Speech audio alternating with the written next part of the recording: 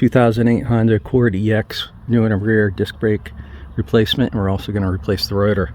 First we're going to start off and we use our 10mm socket on the back here to take off this bolt, and then the bottom I believe is just a slide connection. We're going to take the caliper, put it out of the way, hang it on the control arm up here, and then take the disc brakes off. Then we're going to move on to taking the base mount for the caliper off of the back, and then we're going to take off the rotor itself.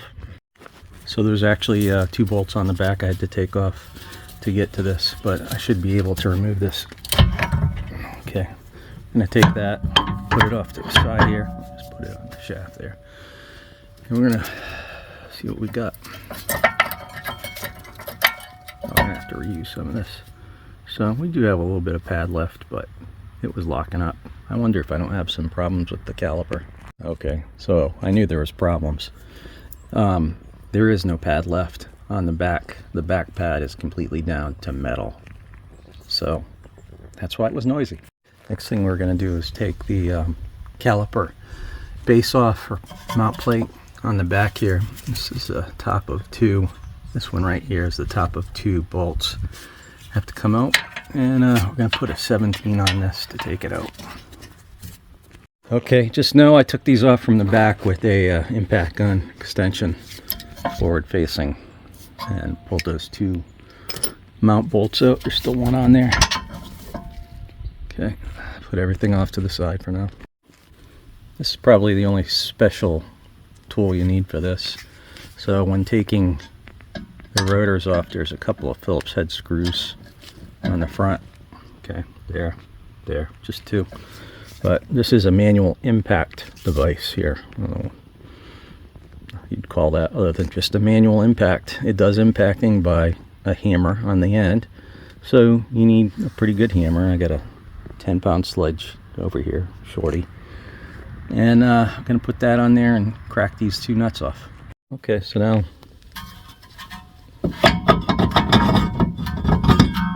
rotor's ready to take off, and usually what I do is spray some carb cleaner or brake cleaner, either one. It feels good. Just checking the bearing, and I'm going to clean this area up, and then I'm going to clean up the base plate for the caliper and the caliper, paint it. Probably the most time-consuming part of this. And just note, whenever I put bolts back in, I always use anti-seize. One other thing is, and this is kind of a specialty tool as well, this little cube has offset little prongs, and they fit. This is my caliper piston. A lot of caliper pistons, at least in the old days, they just, you just push them back in with the clamp or something. But this device you put on here, once you get it on there with the right 2 squares or 2 prongs, because this is a universal tool for many different cars, you stick your 3/8 inch, I'll show you. You take your ratchet, you stick it in like this, and then you're just going to put that either on your your impact, or you're going to put it on the end of a wrench and screw that thing in. You're going to screw the caliper in with this, so it's on a thread.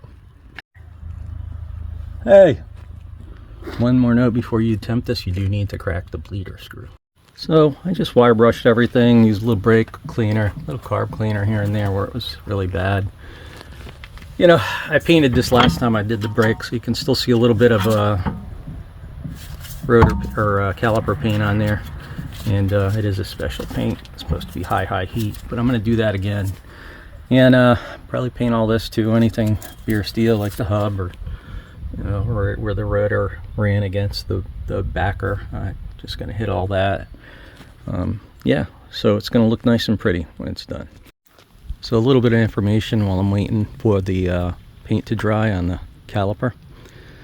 2008 Honda Accord EX. It's got roughly 325,000 miles. It's one owner, and it's a great car.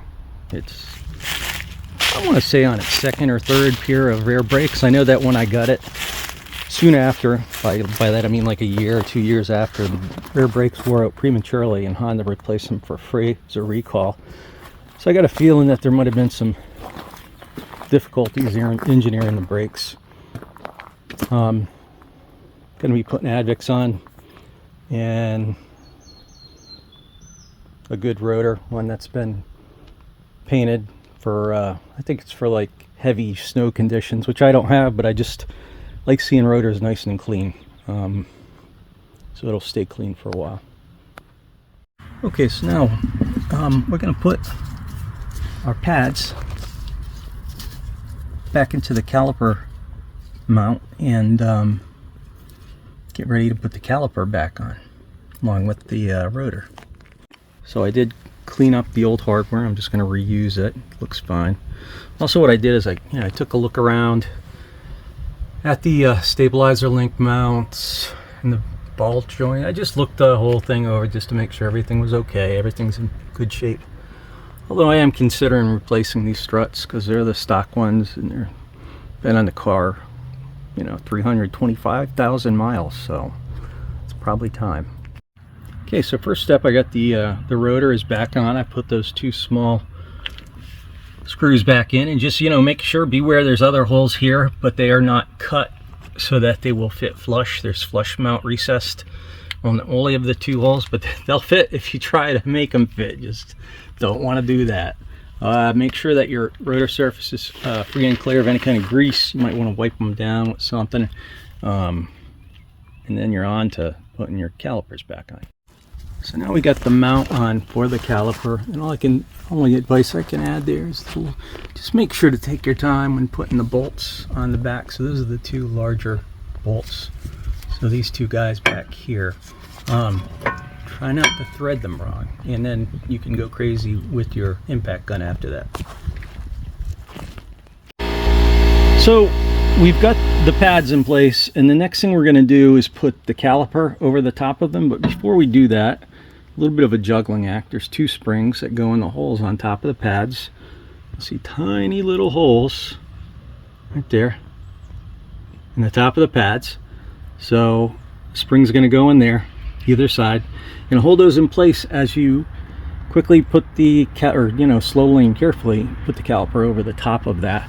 And then we'll put the two bolts in the back, and we'll be done. Less bleeding in the brakes. Okay, so like most car projects, there's a little bit of a problem here. Just found out this right here is a pin. It's got a rubber boot on it, and it's supposed to adjust in and out, kind of like this one does. If you watch it, you move it easily, moves in and out to allow the the brakes to run out and come back. This one has no flexibility, and I'm thinking it's metal in there, and it's just been shoved in way too deep. So I'm gonna have to get a new one of those. That's gonna need a replacement.